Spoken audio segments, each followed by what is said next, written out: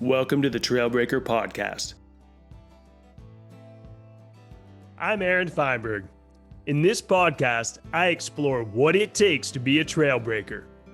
Through intimate conversations with people carving new paths across the landscape of business, art, and sport, we dig in on how to excel across seemingly disparate endeavors. What drives people who manage to succeed multidimensionally? Is it how they think? Is it meticulous planning and follow-through? Or is it some measure of delusional optimism? My guest today is Dr. Diana Partovi, a clinical neuropsychologist, founder of California Neuropsychology Services, and an assistant clinical professor at UC Berkeley. We talked about her work as a neuropsychologist, the way she takes those skills to develop trainings for companies, and a fantastic program supporting neurodiversity at work that we're partnering on. Good afternoon, Diana, and thank you so much for joining me on the show today. Thank you so much for having me, Aaron. It's really a pleasure to be here. I'm excited to talk about the work that you do as a neuropsychologist, the way in which you're bringing some of that work into the corporate world in terms of supporting folks in the overall umbrella of neurodiversity, and then also getting to share a little bit about this fun project you and I are working on. But why don't we start off first with sharing a little bit about how a neuropsychologist differs from a psychologist, a psychiatrist, etc. So maybe some broad strokes, so anybody who doesn't know what a neuropsych does will have a little more of an idea. Yeah, so a neuropsychologist is somebody who is trained as a clinical psychologist. And then in addition to that, we really focus on the brain. So we work with people who might be having difficulties or differences in learning, memory, attention, that kind of thing. Fantastic. And you're working in the corporate world now. We're going to get into that in a minute, but give us a fast pass on some of the places in which you've worked prior. Yeah, so most of my clinical training was actually done in the VA system. So for over 10 years, I've been working with our military veterans, many of whom have had traumatic brain injuries during their time in theater, or maybe having difficulties as they're getting older with memory, attention, those kinds of things. So I do a lot of assessment with them. And then on the back end, I also do a lot of work in helping them improve quality of life by using things like compensatory strategies, things like calendars, alerts, reminders, things like that. Great. And compensatory strategy is obviously something I'm familiar with from my former life as a school psychologist. Yeah. But for those who've never heard that term, what is that? What does it mean? Yeah, so often when somebody's having a change in their brain, or were born with something that made it difficult, for example, to pay attention, we may not be able to really change the brain per se, or not in enough of a way to help improve quality of life. So if somebody is forgetting things like to take their medication, a compensatory strategy would be maybe to set an alert or reminder on their phone. It might be something like getting a pill dispenser that, has an alarm. So it's these little things that you can do to kind of make sure that you still get your needs met and that your quality of life is as optimized as possible. So in essence, something you can do to compensate for the way in which your brain or your behavior doesn't work as well as you'd like it to? Right, where you're maybe not getting your needs met, not doing the things that are important to you, we develop strategies to help you with that. Thank you so much. And then I know you've also done some teaching and you do workshops and training. Is that correct? Yeah, so I'm an assistant clinical professor at UC Berkeley. I teach their graduate psychology students on adult assessment, and I love that work. And then I'm also currently a workshop presenter for Lyra Health, and they do a lot of fantastic work with corporations. They're a mental health benefit for corporations, so I'll do presentations for them on kind of work stress, how to manage things like returning to the workplace during the pandemic, those kinds of things. Great. And when you're doing assessment or supporting folks from this neuropsych perspective, tell us a little bit about the types of struggles. Either could be issues with attention or emotional regulation, et cetera. But give us a little more detail on what kind of things you support folks with. Yeah, so I would say that probably the two most common referrals I get are for people that are having trouble with attention, concentration, and kind of what we call executive functioning. So things like planning, organization, multitasking, that kind of thing. So those are people who may have something like attention deficit disorder, or they actually could have things like post-traumatic stress disorder or other things that can get in the way of their attention. So for those individuals, I'll usually do a really thorough assessment, understand where their strengths are, because most of the time, almost always, these people have some really incredible strengths. So we'll use those strengths to kind of help them utilize the compensatory strategies. I also do an autism assessment. So individuals who maybe have always felt like their brain was just a little bit different, their experience of the world was a little bit different, but maybe they never got diagnosed. They may be having trouble at work, which is kind of why I'm doing these neurodiversity trainings that I know we're going to get to. So it might be an assessment to help them understand about more about their symptoms or their traits, actually, is probably a better way to put it. And then also just to emphasize again what their strengths are, and to look at how we can improve quality of life if that's their goal. So a lot of times it's what they want to work on is really what we work on. Yeah, the work that I used to do with the kids in the high school setting in terms of folks on the autism spectrum, and the social skills training and the teaching of the compensatory strategies and the leveraging of skills, and also the education for the rest of the folks around them was so rewarding because you know the way in which we all can function even better and better is so supported by when we use strategies to build us up versus spending a lot of time labeling, diagnosing, or focusing on where the quote unquote problem is. That is so true. And in fact, you know, when I work with autistic individuals, and particularly in companies, it is not about teaching them to be different. It is about teaching the world that the way these individuals are is exactly the right way for them to be. And that if they're having difficulty at work or with relationships, it's not about having them change. It's about having other people understand that people perceive the world differently, they behave differently, and to really make space for each individual to be successful, not to change them, not to pathologize it. Absolutely. And so, how did this transition from working as a clinical practitioner into the corporate world start to take form? Yeah. So, kind of two different things. One is that as I was working with clients of mine at the VA, I did start to notice this theme of a lot of my clients who maybe had ADHD or were autistic were really struggling at work. You know, companies have lots and lots, as you know very well, of processes, right? From getting into an interview to being interviewed to onboarding to being promoted. These are all processes that are often developed by what I call neurotypical people. So kind of the more common way that people's brains are organized. So they were expressing to me these, you know, difficulties in navigating those systems. And I could see from assessing them that they had so much to offer these companies, and that often their skills were being overlooked.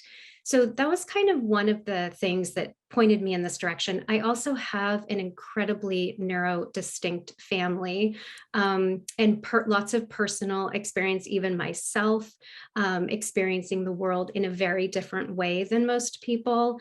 And maybe just to clarify, when I'm talking about neurodistinct, often the people that fall under that umbrella are people who are autistic, have attention deficit disorder, things like dyslexia, which is difficulty reading or with speech sounds, dyspraxia, motor movements, difficulty with that. And almost any person can find an environment where they can actually really be successful, even if their brain is wired differently. And I started recognizing that people just don't know that in the corporate world. They just don't have that information. They're not doing it to be mean or on purpose. They just don't know. And I would say amen for the work that you're up to and the work we're going to be working together on. And I have often found the same in school systems. Yeah. And the the educating of the adults around the children was so much of where my time and energy was spent. And it's funny because the students were really my focus, or should have been my clients, but so much around them was really where the work had to happen. So educating and normalizing and keeping folks from pathologizing, Yeah. and also then really spotlighting what's possible, what's actually happening, and then what the folks around them could do or learn or try to really elicit those same things out of the folks, that some of us were actually seeing that they were capable of. Exactly. Yeah. And I think a lot of times, and especially I see this in the work environment, when people are perceiving things in a different way, learning in a different way, thinking about things in a different way, it actually often causes conflict. And it causes conflict because maybe people attribute that to a personality trait, like, oh, he's just being, this way, or he's not paying attention, or he doesn't care, or whatever it is. But really helping people understand perspective taking, develop empathy, it's kind of the same things that you're talking about. That really tends to reduce conflict, and it helps with kind of team cohesion, or even in personal relationships, it can help a lot too. Yeah, the easiest thing to do is to quickly and inaccurately label the problem as being something from within one person. And it is it's inappropriate, it is almost always wrong, and it's the quick and dirty lazy way versus the work that you do in assessing folks and in investigating things from all the different angles. And I think you get a much better outcome when you do it that way. Yeah, I agree. Because I really do think most people are coming to work or coming into relationships doing their best and wanting to make it work. And when people label those behaviors, like you said, as sort of intentional or coming from, a negative place, that's often, like you said, it's inaccurate, and it's just really often not very helpful. No, and it misses, as you said, it misses the true etiology to what's really going on. And it's again, it's understandable because most of us aren't taught about Right. what's really going on, even in our own brains, much less someone who shows up in some degree different than the neurotypical, right, or the thing that we see all the time. Yeah. Uh, and so I think it's great. And so, when you are starting to work with companies and individuals at work, what what are the ways in which you're doing it? Is it through workshops? Is it through coaching? Is it through assessment? Or all of those things? Yeah, it is kind of all of the above. So often, what I'll do when a company brings me on is I'll start, depending on the team or the situation, with a little bit of a needs assessment. So I'm really interested in understanding, what is the company view on neurodiversity? Have they ever even heard of it? I like to kind of explain it like, just like everybody has a unique fingerprint, everybody's brain is very unique. There's wide variability in how our brains can function. And are you creating an environment where people belong or feel like they belong? Are you creating an environment that's inclusive? Do you know how you would talk to somebody who has a different learning style than you do? Do you know what your learning style is? Does your team know what your learning style is? And if somebody has a different learning style, do you know what accommodations might be available to them, or what you can do to really improve their success? So I'll usually kind of start with a needs assessment, and then I have multiple modules that I can train on. And this is really for the larger team usually. So Neurodiversity 101, what is it? What does it look like? Guess what? It's already on your team. Why is neurodiversity important? It's important because we want people who come to a team who think about things from different perspectives. That makes your product better. It makes your product more accessible to a wider demographic. It really helps with belonging and inclusion. It helps people feel like they can be themselves. So I'll roll out trainings like that. I'll talk about those systems, how they might be set up to keep neurodistinct individuals out of the company, or keep them, again, not intentionally, or keep them from being promoted. And then certainly doing some coaching for individuals that may have some, difficulties at work that they just need some success enablers maybe to help them with. Or even coaching for managers to understand how to manage a team that may be different than them, may think differently, process information, or learn differently. It's so great. And for those who aren't uh, privy to some of our previous conversations, it's such a gift to watch what you have done with this program. And this is a passion project of mine. And when I jumped from school psychology into executive coaching and leadership training years ago, I really did see, wow, there's all these students, all these high school kids year after year that are doing so well, but they have these areas of challenge, or the environments around them are not supporting them in the way they could, and they're going off into the world of work, and I wonder what's happening. And I thought, gosh, there might be a need to support them and the companies, and that was one of the impetuses for me jumping ship. And then years later, we get connected through a great man, Lachlan Fletcher, from who I knew from Stripe and then Lever, and he thankfully connected us. And I had been working on some of these same concepts and modules, and to get connected with you and finally have a partner in which I thought, okay, we've got a complementary set of skills, and she understands really what I'm trying to get out into the world, but even with a depth beyond what I have. And it's been fun to really pinball ideas back and forth and really start to push this forward. And I really am thankful that you fell into my life, because that project that I had created years ago, I just sort of left on the shelf until you popped into my life. And now it feels like it's running, and it's really exciting.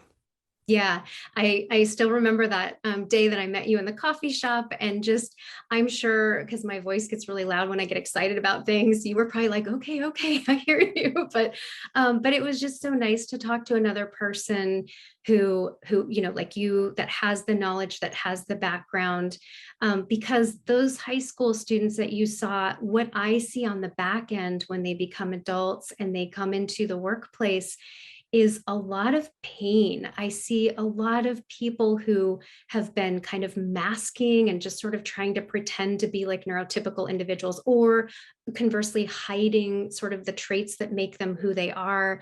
And this often leads to depression, anxiety, shame, guilt.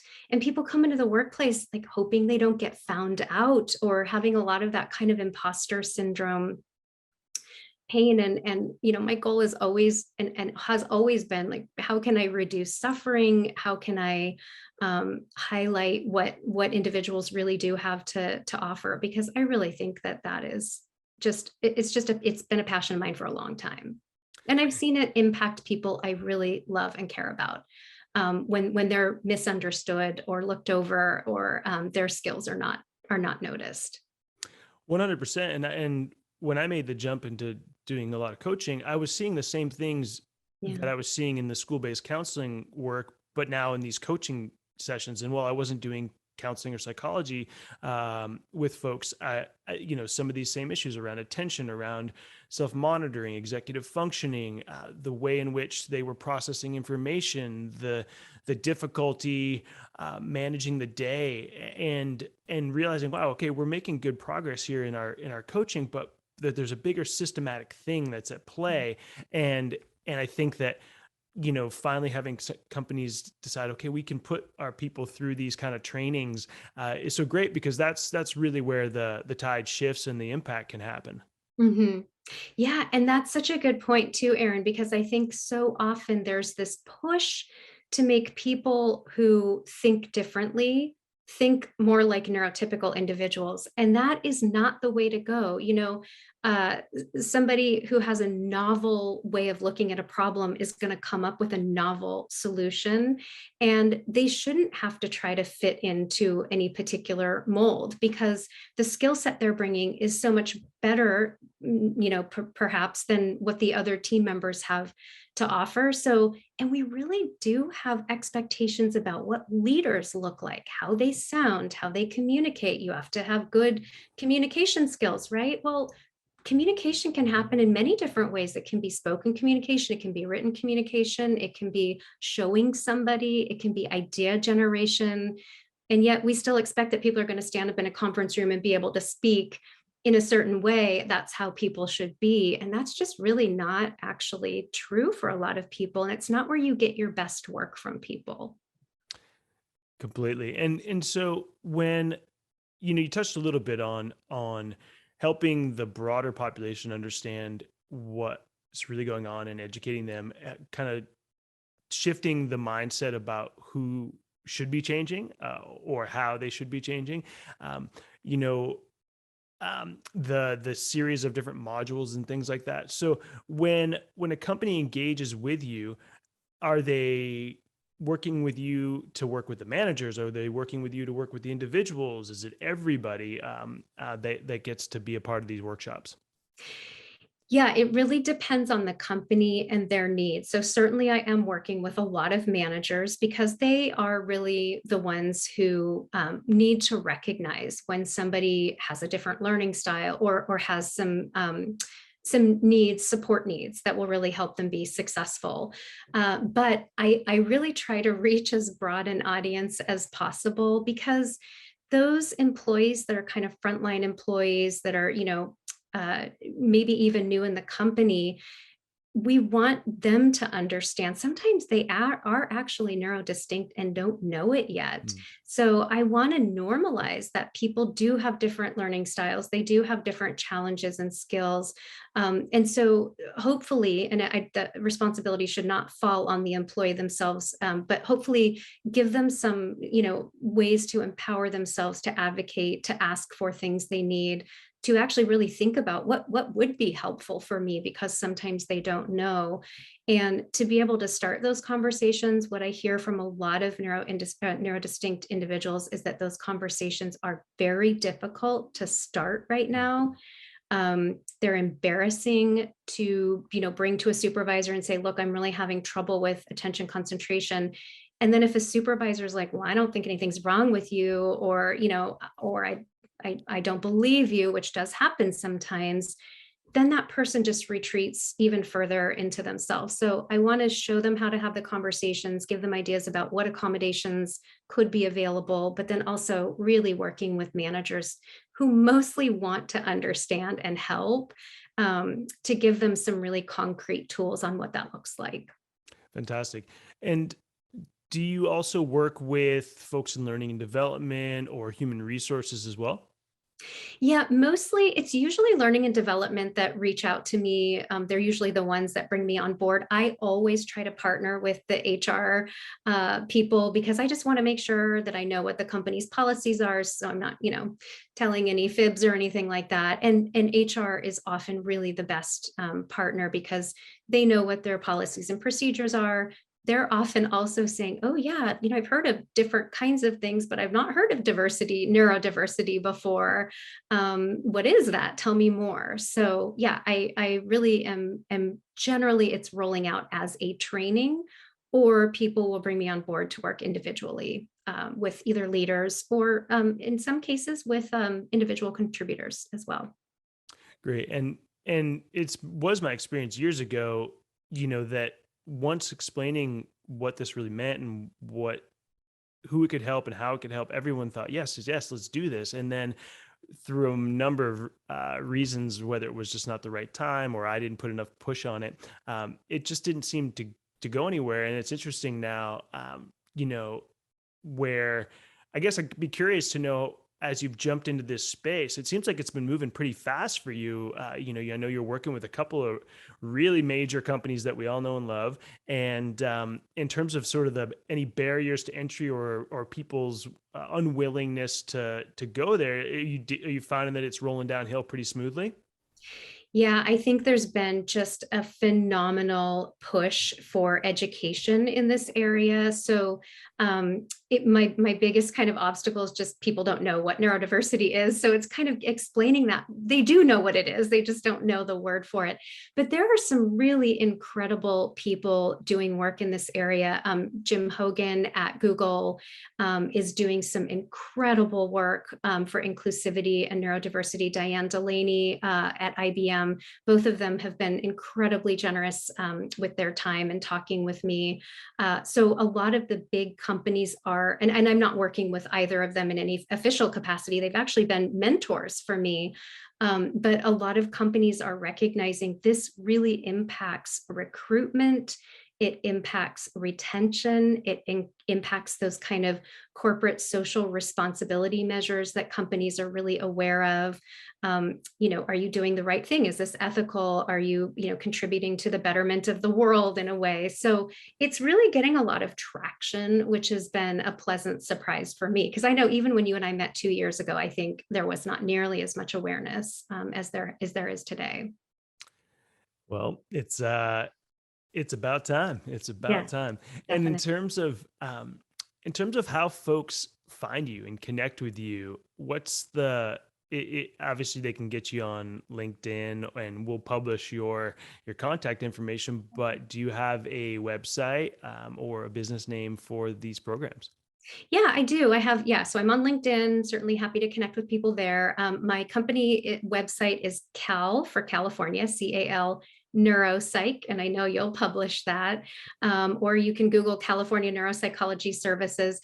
I am actually available for these neurodiversity trainings worldwide. If people are coming to me for assessment or testing or anything like that, those are only folks in California that I can see, just because that's where I'm licensed as a neuropsychologist. Great. And if anybody wanted to get some information about these programs, like whether they're one pagers or whether there's stuff on the website or quick materials to sort of help them understand, kind of more deeply the scope, are there things that you can send out, or better just to reach out and jump on a call with you? Well, there is some information on the website. So when you get to my website, right, kind of up front and center is a button you can click on that says employer trainings, and it'll give you some information there. There's also a contact me page where people can shoot me an email, and I'm always happy to either set up a call or send additional information. Every company I work with is really different. It's going to depend on their needs. So I really try to customize the training. So it's going to end up usually being some kind of at least a brief conversation just to find out what the person is looking for and what would be most helpful. Fantastic. Well, Diana, I am so glad that you joined me on the show today. I think the work that you are doing is amazing. I'm excited to help you along with it, and all the best in the start of this year. Thank you so much, Aaron. And thank you for being such an amazing mentor during this whole entire process. You've just been amazing. So thank you so much. All right. Have a good rest of your day. All right. You too. Bye. Bye. The Trailbreaker podcast is created by Aaron Feinberg with production support provided by Michael Morey. More interviews and videos can be found at aaronfeinberg.com.